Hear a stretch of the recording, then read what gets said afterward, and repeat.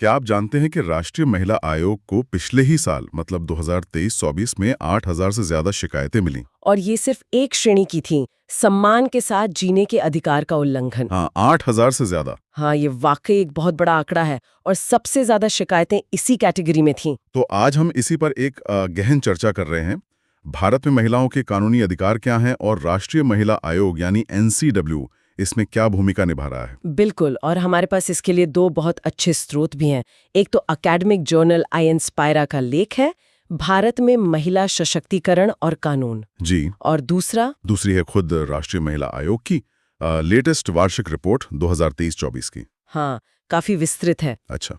तो हमारा मकसद साफ है, इन स्रोतों के जरिए ये समझना कि महिलाओं के लिए कानूनी सुरक्षा क्या-क्या है और NCW जैसी संस्थाएं इन अधिकारों को हकीकत में बदलने के लिए क्या कर रही हैं। हाँ, कैसे काम कर रही हैं। चलिए देखते हैं। अगर हम थोड़ा पीछे हैं इतिहास में, जैसा कि पहला स्रोत वो अकादमिक लेख बताता है, तो भारत में महिलाओं की स्थिति हमेशा एक जैसी नहीं रही है ना? बिल्कुल नहीं। वैदिक काल में तो स्थिति काफी बेहतर थी। महिलाओं को विदुषीय माना जाता था, शक्ति का रूप। लेकिन फिर मध्यकाल आते आते स्थितियां बिगड़ी। बाल हत्या, सती प्रथा, पर्दा, ये सब कुरीतियां हावी हो गईं। डॉक्टर अंबेडकर का एक कथन है इस लेख में, बड़ा सटीक लगता है। उन्होंने कहा था कि भारतीय नारी श्रम से नहीं डरती। हाँ, बल्कि वो डरती है अपमान और असमान व्यवहार से। सही कहा। वो जो शोषण और अपमान है, असल मुद्दा वो था। और यहीं पर देखिए हमारा संविधान कितना महत्वपूर्ण हो जाता है। जी। ये किसी भी तरह के भेदभाव को लिंग के आधार पर रोकता है। अनुच्छेद 14 कहता है, कानून के सामने सब बराबर। सब बराबर, हाँ। और अनुच्छेद 15(3) तो और भी खास है। ये राज्य को इजाजत देता है कि वो महिलाओं और बच्चों के लिए विशेष प्रावधान बना सके। अच्छा, मतलब एक तरह से पॉजिटिव एक्शन। हाँ, बिल्कुल सकारात्मक कदम कह सकते हैं, ताकि जो ऐतिहासिक नुकसान हुआ है उसकी थोड़ी भरपाई हो सके। और सरकारी नौकरियों में? उसके लिए अनुच्छेद 16 है, अवसर की समानता। ठीक है। और बात यहीं खत्म नहीं होती। संविधान के जो नीति निदेशक तत्व हैं, उनमें अनुच्छेद 39 क साफ कहता है, समान काम के लिए समान वेतन, पुरुषों और महिलाओं दोनों के लिए। ये तो बहुत जरूरी है। जी। और अनुच्छेद 51 क प तो हर नागरिक का कर्तव्य बताता है कि ऐसी प्रथाओं को छोड़ें जो महिलाओं की गरिमा के खिलाफ हों। तो कुल मिलाकर संविधान का लक्ष्य एकदम साफ है, महिलाओं का सामाजिक, आर्थिक और राजनीतिक सशक्तिकरण। और इसी सोच को अमल में लाने के लिए NCW बना। हाँ, बिल्कुल। जनवरी 1992 में राष्ट्रीय महिला आयोग अधिनियम 1990 के तहत एक सांविधिक निकाय के रूप में। ठीक है, तो ये तो हुई संवैधानिक बुनियाद। अब इस पर महिलाओं की सुरक्षा और उनको ताकत देने के लिए कई खास कानून भी बने हैं। लेख में इनका जिक्र है। हाँ, कई कानून हैं, जैसे परिवार और शादी से जुड़े हिंदू विवाह अधिनियम है, दहेज निषेध अधिनियम है। ये तो बहुत सुने हैं हमने। जी। फिर काम की जगह पर सुरक्षा और बराबरी के लिए भी कानून है, समान पारिश्रमिक अधिनियम, प्रसूति लाभ अधिनियम। और वो कार्यस्थल पर यौन उत्पीड़न वाला कानून, वो भी बहुत अहम है। हाँ, बिल्कुल। कार्यस्थल पर महिलाओं का यौन उत्पीड़न निवारण प्रतिषेध और प्रतितोष अधिनियम 2013 बहुत जरूरी है ये। और गरिमा की रक्षा के लिए? उसके लिए भी है, जैसे स्त्री अशिष्ट रूपण प्रतिषेध अधिनियम। तो मकसद एकदम साफ है इन सब का, सुरक्षा देना और बराबरी का मौका देना। अब जरा भारतीय दंड संहिता मतलब IPC की बात करते हैं। इसमें महिलाओं के खिलाफ जो गंभीर अपराध होते हैं, उनके लिए क्या खास प्रावधान है? हाँ, IPC में कुछ धाराएं बहुत महत्वपूर्ण हैं, जैसे दहेज हत्या के लिए। दहेज हत्या? जी, धारा 304B ये कहती है कि अगर शादी के 7 साल के अंदर किसी महिला की मौत मतलब अप्राकृतिक हालात में होती है और ये साबित हो जाए कि मौत से ठीक पहले उसे दहेज के लिए तंग किया गया था, क्रूरता हुई थी, अच्छा, तो उसे दहेज हत्या माना जाएगा और इसमें कम से कम 7 साल की सजा है। 7 साल कम से कम? और इसके साथ और भी धाराएं लग सकती हैं? हाँ, बिल्कुल। हत्या के लिए 302, आत्महत्या के लिए उकसाने पर 306 और पति या रिश्तेदारों द्वारा क्रूरता के लिए 498A ये सब भी लग सकती हैं। ओके, और बलात्कार यानी रेप के लिए? उसके लिए धारा 375 परिभाषा बताती है, इसमें क्या क्या आता है। महिला की इच्छा के विरुद्ध, सहमति के बिना या डरा धमकाकर ली गई सहमति से किया गया यौन संबंध। और ये भी ध्यान रखना जरूरी है कि 16 साल से कम उम्र की लड़की के साथ अगर सहमति से भी संबंध बनाया गया है तो वो भी बलात्कार माना जाएगा। ठीक है। और सजा? सजा का प्रावधान धारा 376 में है। कम से कम 7 साल से लेकर उम्र कैद तक हो सकती है। और लेख में एक और बात लिखी थी कि मेडिकल सबूत अगर नाकाफी भी हों। हाँ, ये एक अहम कानूनी बदलाव या समझ है कि पीड़िता का बयान अपने आप में बहुत महत्वपूर्ण है, उसे अहमियत दी जानी चाहिए, भले ही मेडिकल सबूत उतने मजबूत न हो। अच्छा, इसके अलावा गरिमा भंग और छेड़छाड़? जी, उसके लिए धारा 354 है। किसी महिला की लज्जा भंग करने के इरादे से हमला करना या जोर जबरदस्ती करना। और धारा 509 या 294 है, जो शब्दों, इशारों या हरकतों से महिला की लज्जा का अनादर करने को अपराध मानती हैं। तो कानून तो काफी हैं, लेकिन फिर वही सवाल आता है जिसका जिक्र वो अकादमिक लेख भी करता है। हाँ, कि इतने कानून होने के बाद भी जमीनी हकीकत क्या है? वो जो पुरुष प्रधान मानसिकता की बात लेख में है। जी, वो असल चुनौती है। मतलब वो सोच जो पुरुषों को स्वाभाविक रूप से ज्यादा महत्वपूर्ण मानती है। उसके चलते इन कानूनों का पूरी तरह पालन नहीं हो पाता। सही कहा। लेख तो यहाँ तक कहता है कि स्थिति ऐसी है, बहुत सारे कानूनों का बहुत कम पालन। मतलब कमी कानूनों की नहीं, उनके अमल की है। ज्यादातर मामलों में तो यही लगता है।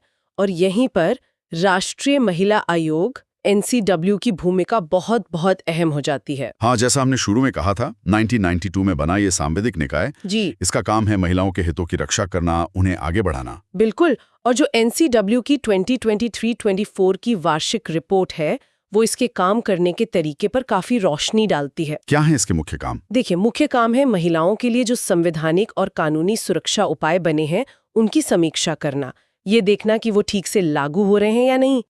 निगरानी रखना। जी, कानूनों में अगर कोई कमी लगती है तो उसमें बदलाव सुझाना, महिलाओं के अधिकारों के हनन की जो शिकायतें आती हैं उन पर कार्रवाई करना। और खुद से भी एक्शन ले सकता है आयोग। हाँ, गंभीर मामलों में खुद से संज्ञान लेना, जिसे स्वतः संज्ञान कहते हैं। और महिलाओं के सामाजिक आर्थिक विकास की जो योजनाएं बनती हैं उनमें सलाह देना, ये सब इसके मुख्य काम हैं। ये जानना दिलचस्प होगा कि यह जमीनी स्तर पर कैसे काम करता है। रिपोर्ट में कुछ है इसके बारे में? हाँ, बिल्कुल है। इसका जो शिकायत और जांच प्रकोष्ठ है वो बहुत सक्रिय है। 2023-24 के आंकड़े ही देख लीजिए। बताइए। सबसे ज्यादा शिकायतें, जैसा आपने शुरू में बताया, 8,271 सम्मान के साथ जीने के अधिकार के हनन की थी। जी। उसके बाद नंबर आता है घरेलू हिंसा का, करीब 6,487 शिकायतें। और फिर विवाहित महिलाओं का उत्पीड़न या दहेज उत्पीड़न, लगभग 4,815। ये आंकड़े तो काफी ज्यादा हैं। और किन राज्यों से सबसे ज्यादा शिकायतें आई? सबसे ज्यादा उत्तर प्रदेश से 15,762। ये बहुत बड़ा नंबर है। 15,000 से ज्यादा? हाँ। उसके बाद दिल्ली से करीब 2,387 और महाराष्ट्र से 1,445। ये आंकड़े दिखाते हैं कि समस्या कितनी फैली हुई है। लेकिन क्या सिर्फ शिकायतें दर्ज करना ही काफी है? रिपोर्ट ये बताती है कि इन पे एक्शन कितना प्रभावी होता है? देखिए, रिपोर्ट सीधे तौर पर प्रभावशीलता का कोई एक आंकड़ा तो नहीं देती, पर वो तरीके बताती है जिनसे आयोग कार्रवाई करता है। जैसे आयोग लोगों तक सीधे पहुंचने के लिए महिला जन सुनवाई करता है। रिपोर्ट में पटना, अलवर, मुंबई जैसी जगहों का जिक्र है जहां ऐसी जन सुनवाई हुई। अच्छा, सीधे लोगों से मिलना। जी। और रिपोर्ट में एक सफल केस स्टडी भी है। एक कंपनी ने अपनी महिला कर्मचारी को नौकरी से निकाल दिया। क्यों? क्योंकि उसने बताया कि वो गर्भवती है। अरे, और उसके महीने बर्बाद ही निकाल दिया। हाँ, और मातृत्व लाभ देने से भी इनकार कर दिया। महिला ने NCW में शिकायत की। फिर क्या हुआ? आयोग ने मामले में दखल दिया, कंपनी को मातृत्व लाभ अधिनियम 1961 के तहत भुगतान करने की सिफारिश की। और रिपोर्ट कहती है कि महिला को उसका हक मिला। चलिए, ये तो अच्छी बात है। ये दिखाता है कि व्यक्तिगत मामलों में मदद मिल सकती है। हाँ, बिल्कुल। शिकायतें सुनने के अलावा और क्या-क्या करता है NCW? रिपोर्ट में और भी चीजें होंगी। हाँ, काफी कुछ है। एक तो 24/7 हेल्पलाइन है। हाँ। नंबर है 7827-17170। ये नंबर तो जरूर याद रखना चाहिए। जी। और ये सिर्फ एक नंबर नहीं है।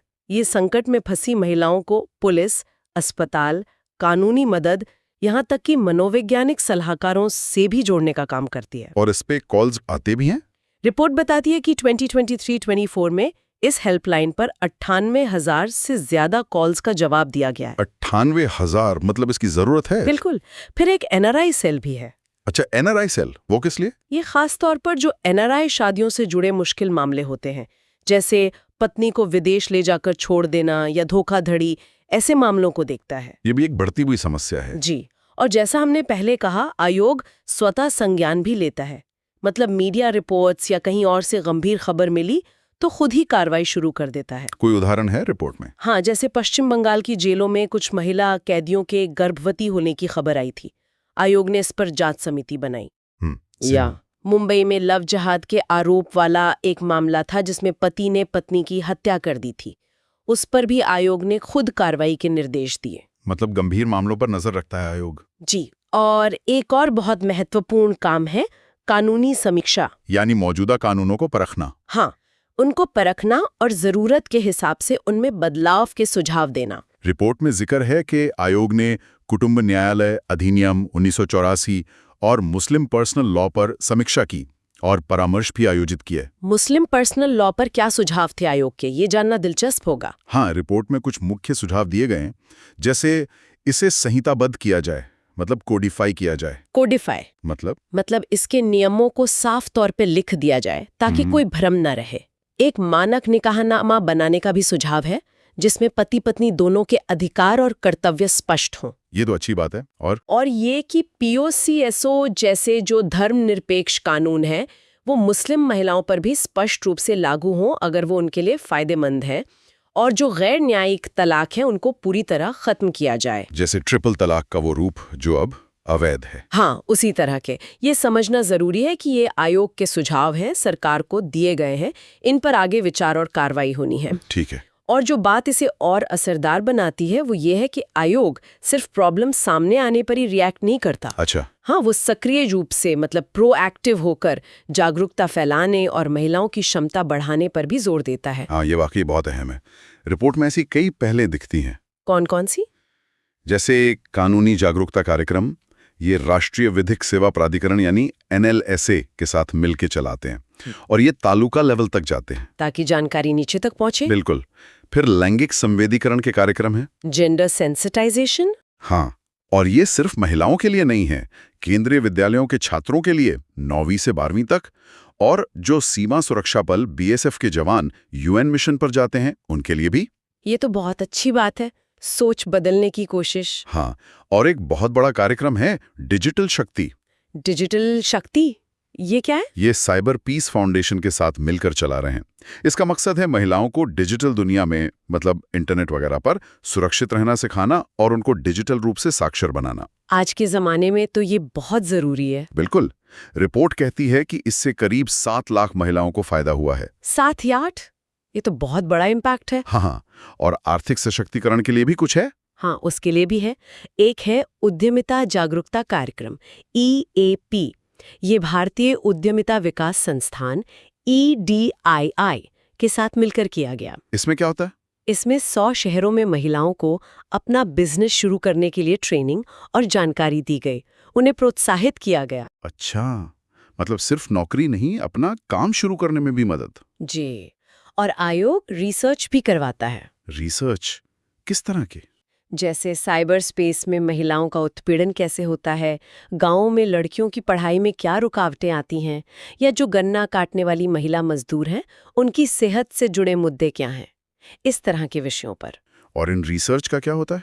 इनसे जो सिफारिशें निकलती हैं वो फिर नीतियां बनाने में मदद करती हैं। एक और अनोखी पहल का जिक्र है रिपोर्ट में, महिला सुरक्षा ऑडिट सर्वेक्षण। सुरक्षा ऑडिट, ये क्या चीज है? ये Tier 2 शहरों में किया जाता है। इसमें ये पता लगाते हैं कि सार्वजनिक जगहों पर और दफ्तरों में महिलाओं को कितनी सुरक्षा महसूस होती है। अच्छा, उनका परसेप्शन क्या है? हाँ, इसमें सर्वे होते हैं, ग्रुप डिस्कशंस होते हैं, फील्ड विजिट होती है, और फिर एक सिटी सेफ्टी स्कोर तैयार किया जाता है। इससे क्या फायदा होता है? इससे शहरों पर एक दबाव बनता है कि वो महिलाओं की सुरक्षा के लिए बेहतर इंतजाम करें। पहले दौर में गाजियाबाद, विजयवाड़ा जैसे 12 शहर थे, अब आगरा, गुरुग्राम, श्रीनगर जैसे 11 और शहर शामिल किए गए हैं। ये तो काफी इनोवेटिव तरीका लग रहा है। हाँ, और आयोग ने घरेलू हिंसा की शिकार महिलाओं के लिए एक योजना का प्रस्ताव भी रखा है, संजीवनी। संजीवनी, इसमें क्या खास है? इसमें सिर्फ रहने की जगह देना ही नहीं, बल्कि उनका पूरा पुनर्वास करने पर जोर है। मतलब मेडिकल मदद, कानूनी मदद, भावनात्मक सपोर्ट और स्किल ट्रेनिंग भी, ताकि वो अपने पैरों पर खड़ी हो सकें। ये तो बहुत जरूरी है। सिर्फ शेल्टर देना काफी नहीं होता। बिल्कुल। और इसी से जुड़ी एक और बात, जो घरेलू हिंसा कानून के तहत प्रोटेक्शन ऑफिसर होते हैं, हाँ, उनकी ट्रेनिंग के लिए LBSNA मसूरी के साथ मिलकर एक स्टैंडर्ड मॉड्यूल बनाया गया है, ताकि वो अपना काम और बेहतर तरीके से कर सकें। तो कुल मिला के तस्वीर ये उभर रही है कि एक तरफ तो काफी मजबूत कानून है, संवैधानिक आधार है, जी, और एक समर्पित आयोग भी है, NCW, जो कई स्तरों पर काम कर रहा है, शिकायतें सुन रहा है, जागरूकता फैला रहा है, ट्रेनिंग दे रहा है, कानूनी समीक्षा कर रहा है। हाँ, काम तो बहुत हो रहा है। लेकिन दूसरी तरफ, जैसा कि वो अकादमिक लेख कह रहा था, चुनौतियां अभी भी बड़ी हैं। बिल्कुल। कानूनों का प्रभावी कार्यान्वयन, मतलब उनका ठीक से लागू होना, और समाज की वो जो पुरुष प्रधान सोच है उसे बदलना, ये अब भी सबसे बड़ी बाधाएं हैं। और NCW के पास जो इतनी शिकायतें आ रही हैं, वो इसी हकीकत को तो दिखाती है ना। हाँ, वो आंकड़े इसी तरफ इशारा करते हैं। और वो अकादमिक लेख भी यही कहता है कि महिला सशक्तिकरण के लिए सबसे ज्यादा जरूरत इस बात की है कि महिलाएं खुद अपने अधिकारों और कर्तव्यों के बारे में जानें, जागरूक हों। क्योंकि जब व्यक्तिगत जागरूकता बढ़ती है, तो आत्मसम्मान बढ़ता है, और तभी महिलाएं राष्ट्र निर्माण में पूरी तरह से अपनी भूमिका निभा सकती हैं। तो निष्कर्ष क्या निकलता है इसका? निष्कर्ष यही है कि सिर्फ कानून बना देना या संस्थाएं खड़ी कर देना काफी नहीं है। जब तक समाज, मतलब हम सब, अपनी भूमिका नहीं निभाते, अपनी सोच नहीं बदलते, तब तक असली बदलाव लाना बहुत मुश्किल है। ये एक साझा कोशिश होनी चाहिए। हाँ, बिल्कुल। सरकार, कानून लागू करने वाली एजेंसियां, सामाजिक संगठन और हर एक व्यक्ति, सबको अपनी जिम्मेदारी समझनी होगी। तभी महिलाओं को वो सम्मान और वो अधिकार मिल पाएंगे जिनकी वो वाकई हकदार है। तो इसका सार ये है कि भारत में महिलाओं के अधिकारों के लिए एक ठोस कानूनी ढांचा है, संवैधानिक गारंटी है, और NCW जैसी संस्थाएं इसे जमीन पर उतारने के लिए बहुत महत्वपूर्ण काम कर रही हैं। जी, शिकायतें सुलझाने से लेकर जागरूकता फैलाने, क्षमता बढ़ाने और नीतियां बदलवाने तक कई मोर्चों पर काम हो रहा है। लेकिन असली सशक्तिकरण तभी आएगा जब कानून असरदार तरीके से लागू होंगे, महिलाएं खुद अपने हकों के लिए जागरूक होंगी और समाज का नजरिया बदलेगा। एकदम सही कहा। और अंत में एक सवाल जो शायद हमारे श्रोताओं को सोचने पर मजबूर करे। हाँ, पूछिए। आज का युग डिजिटल युग है, सब कुछ ऑनलाइन हो रहा है। NCW की रिपोर्ट में भी साइबर अपराध की शिकायतों का जिक्र है। डिजिटल शक्ति जैसे कार्यक्रम हैं, डीप फेक जैसी नई तकनीकों पर भी बात है। हाँ, ये नया मोर्चा है। तो सवाल ये उठता है कि इस डिजिटल दुनिया में महिलाओं के अधिकार और उनके सामने जो नई चुनौतियां आ रही हैं, उनका स्वरूप कैसे बदल रहा है? बहुत मौजूद सवाल है। और इन बदलती चुनौतियों से निपटने के लिए हमें किन नई रणनीतियों की जरूरत पड़ेगी? क्या मौजूदा कानून काफी हैं, या हमें नए कानूनों के बारे में भी सोचना होगा? ये एक ऐसा पहलू है जिस पर हमें लगातार सोचना होगा, काम करना होगा, क्योंकि तकनीक रुकेगी नहीं और उसके साथ आने वाली चुनौतियां भी नहीं रुकेंगी। बिल्कुल।